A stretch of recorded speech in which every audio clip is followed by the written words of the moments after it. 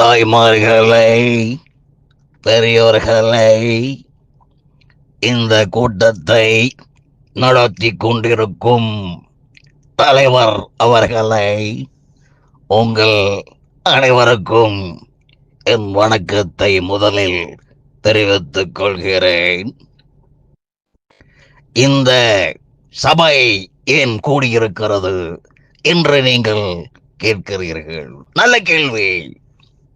சிங்கப்பூரை சேர்ந்த ஒரு பெருமகனார் டி.எம். சௌந்தரராஜன் என்கின்ற அந்த மாபெரும் ஏழிசை வேந்தன் மீது பற்று கொண்டு உலகமெல்லாம் அவர் புகழ் பரப்பிக் கொண்டிருக்கும் என் அன்பிற்கு இருப்பிடமாக திகழும் திராவிட செல்வம் அவர்களை வாழ்த்துவதற்காக இங்கு நாம் கூடியிருக்கிறோம்.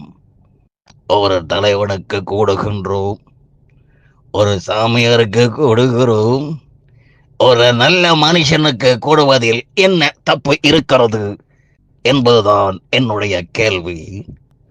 அதனால நம்ம ஒண்ணு கூடியிருக்கோம்.